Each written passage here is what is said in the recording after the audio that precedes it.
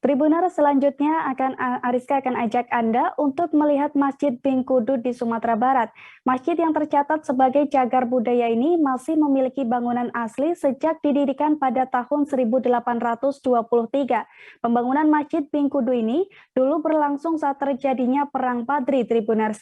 Bagaimana kemegahan masjid akan disampaikan oleh Fuadi Zikri dari Tribun Padang. Silakan Fuadi. Terima kasih rekan Ariska, selamat sore Tribuners semua. Tepatnya 2 hari lalu, Tribun Padang berkunjung ke salah satu masjid tertua di Kabupaten Agam, letaknya di Jorong Bingkudu, Kecamatan Canduang, Kabupaten Agam. Nah, masjid ini merupakan salah satu masjid tertua di Kabupaten Agam dan tercatat sebagai masjid tertua di Kecamatan Canduang yang hingga saat ini masih berdiri kokoh. Nah, diketahui Ariska, masjid ini diprakasai oleh eh, salah seorang lareh di Canduang bernama eh, Haji Salam. Haji Salim maksudnya yang bergelar Inyak Basa yang ketika itu pada tahun 1823 bersama dengan unsur-unsur terkait lainnya di daerah setempat bermufakat untuk mendirikan sebuah masjid dan jadilah sebuah masjid bernama Masjid Bingkudu. Namun di versi lainnya juga terdapat sejarah lain dari masjid ini bahwasanya masjid ini dulunya didirikan oleh kaum Padri yang ketika itu sedang berkecamuk perang Padri antara kaum Padri dengan kaum adat pada tahun yang sama yaitu 1823. Simpang siur terkait sejarah pendirian masjid ini juga berbeda dengan keterangan dari salah seorang penjaga masjid yang ketika itu sempat ditemui Tribun Padang saat berkunjung bernama Bapak Arman. Beliau menyebut bahwa masjid ini sudah ada sejak tahun 500 tahun sebelumnya, yaitu artinya masjid ini sudah berusia sekitar 5 abad. Namun Arman tidak dapat memastikan tahun berapa masjid ini persisnya didirikan. Nah, Arman menyebut cerita pendirian masjid ini sudah berumur 5 abad, itu ia peroleh dari para tetua-tetua yang ada di sekitar masjid yang ketika itu merupakan salah satu yang ketika itu mendapat cerita juga dari tetua-tetua lainnya sehingga ini menjadi sejarah penuturan di kalangan Masjid Bingkudu. Masjid ini unik di Minangkabau dengan arsitektur khas Minangkabau yaitu rumah beranjung dengan atap berundak-undak tingkat 3.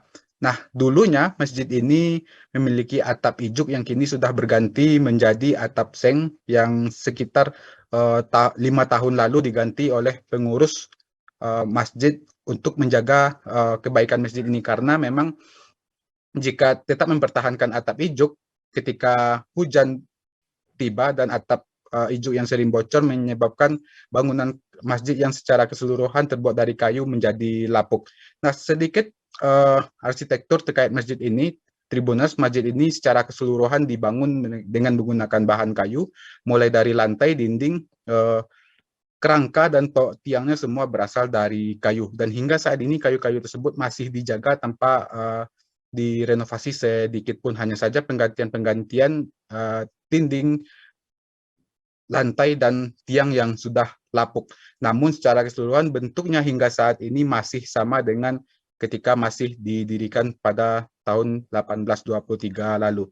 Nah, masjid ini memiliki luas sekitar 21 kali 21 meter dengan ketinggian sekitar 19 meter.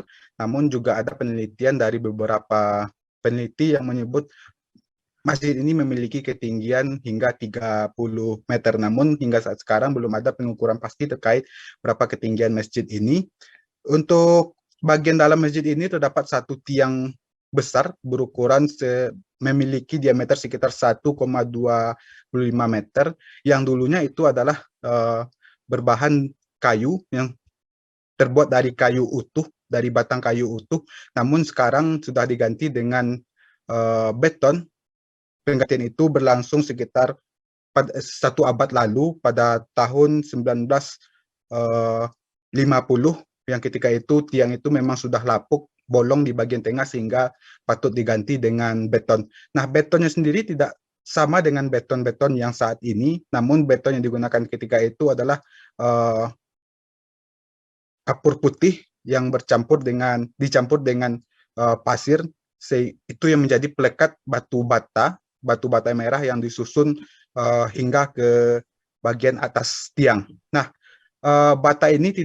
tiang ini maksudnya tidak disangga dengan besi maupun bambu yang pada umumnya kita temui saat ini jika membangun sebuah bangunan, namun itu hanyalah susunan-susunan batu bata hingga ke atas. Tiang ini hanya dibangun sampai ke balkon atau langit-langit, maksudnya langit-langit bangunan lantai 1, namun dari lantai 2 hingga ke lantai puncak, hingga ke puncak masjid masih menggunakan tiang kayu yang utuh tadi.